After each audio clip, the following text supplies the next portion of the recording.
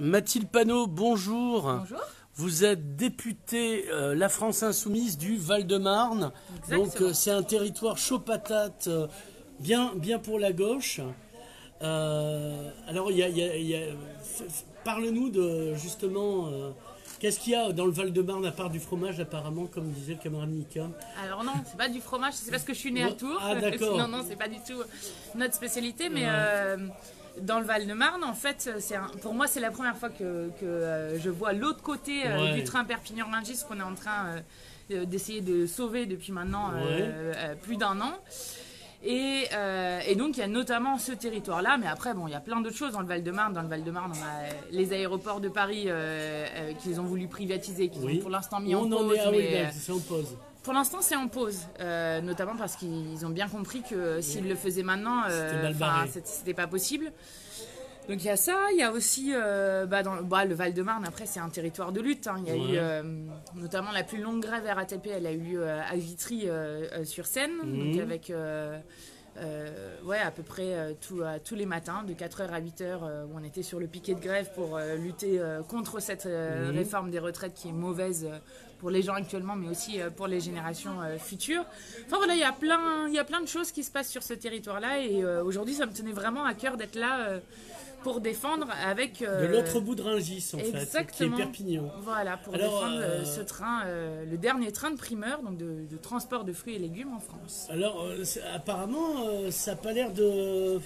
Je sais pas, ça n'a pas l'air évident pour tout le monde que si c'est pas des trains, c'est des camions. En tout cas, le gouvernement essaye de masquer tout ça parce que, en fait, sur le train Perpignan-Rungis, ça fait quand même un bon bout de temps qu'on les interpelle dessus. Il y a eu quand même des grosses mobilisations, que ce soit ici à Perpignan, mais aussi à Rungis. Il y a eu des grosses mobilisations des cheminots, mais pas que, des mobilisations aussi citoyennes.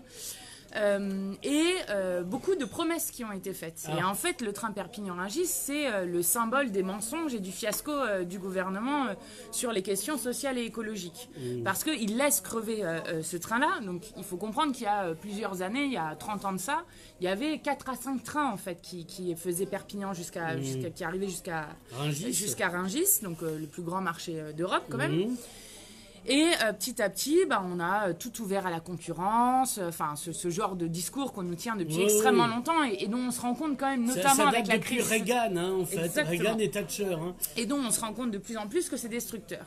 Et donc, effectivement, la suppression de ce train, donc, qui a été supprimé, c'est 20 à 25 000 camions qu'on remet sur les routes. 20 à 25 000 camions, c'est dramatique, évidemment, sur la question de l'emploi du fret, mais c'est aussi dramatique sur des questions écologiques, parce que vous imaginez bien que remettre 25 000 camions sur les routes, c'est une aberration sociale, c'est une aberration économique et c'est une aberration écologique en termes de réchauffement climatique, donc ça continue à polluer de toutes parts, mais aussi en termes de santé publique.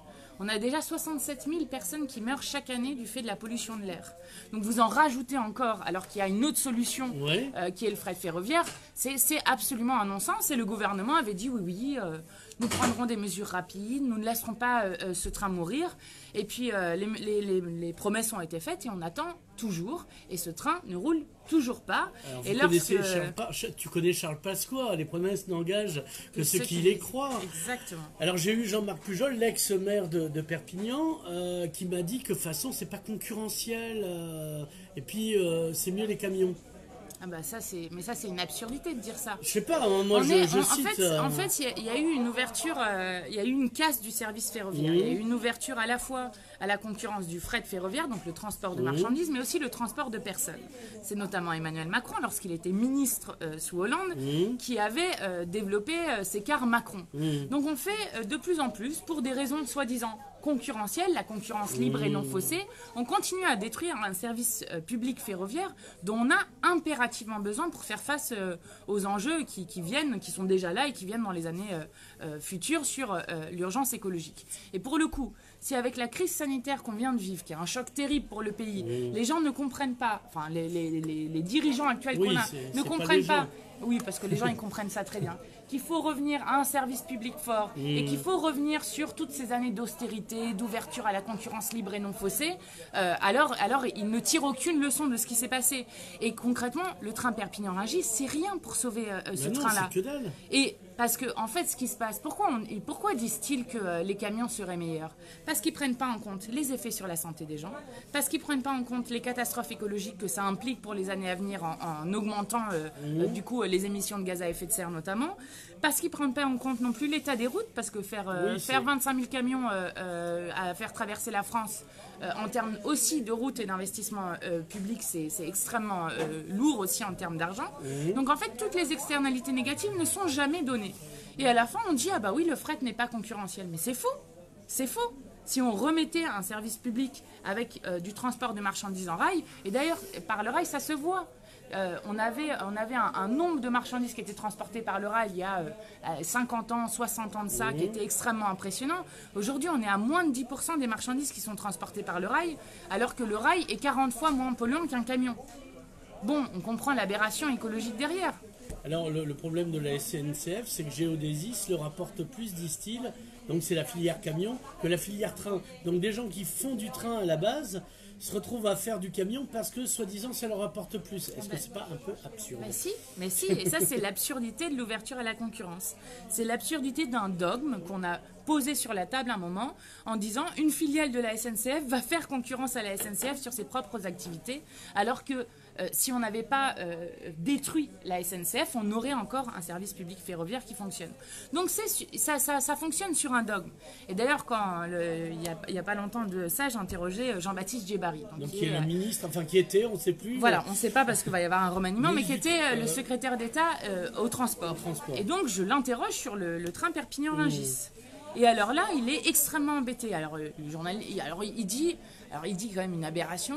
Le train était prêt à reprendre le 5 décembre 2019 et en fait, c'est de la faute des grévistes s'il n'est pas reparti. Bon, donc encore un mensonge encore plus grand, parce qu'en fait, c'est la faute de l'absence de volonté politique. En fait, c'est évidemment ça. Et lorsque le journaliste le relance en lui disant alors est-ce que le train Perpignan-Rungis va repartir, oui ou non, là il est bien incapable de répondre. Il répond tarte aux fruits. Il répond tarte aux fruits, c'est exactement ça. Il est incapable de répondre. Donc là il y a un remaniement qui va avoir lieu. Bon, dans les noms qui circulent, il y aurait Barbara Pompili comme ministre de l'écologie. Elle a fait du vert à une époque en Picardie. Elle était avant à Europe Écologie Les Verts et puis elle est passée à La République En Marche, effectivement.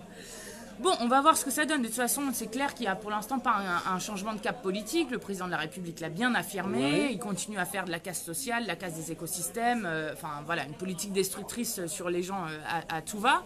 Donc, c'est pas un changement de tête qui va régler des choses. Mais en tout cas, la pression politique, il faut continuer à la mettre. Et notamment sur la nouvelle personne qui va être en charge de la question de l'écologie. Puisque du Premier ministre, Mathilde, regarde, on est censé être dans l'acte 3. On a le Premier ministre qui est de chez nous, qui est de Prades. Il n'est pas sans savoir que Perpignan-Rungis, ça pose problème. Exactement. Alors il y a le Premier ministre et puis quand même il y a le Président de la République qui raconte à tout va qu'on est dans un acte 3 écologique, que ça y est, on est dans un moment où on va tout changer sur la question de l'écologie, et bien qu'il le prouve. Les mots ça suffit, maintenant les actes, et les actes c'est de sauver le train Perpignan-Rungis. Dernière chose, tout à l'heure on va à Saint-Charles, on va faire notre marché, qu'est-ce qu'on va faire ? On va faire une manifestation, si j'ai bien compris. Oui. Et puis visiter un peu. Mais alors là, j'écouterai aussi parce que moi, ça m'intéresse aussi de venir pour écouter... Oui, t'as lu le journal, mais au-delà, t'es pas cheminote. Exactement. Non, je ne suis pas cheminote. Exactement. Merci Mathilde, merci de beaucoup. continuer à défendre ce train. Et on continuera.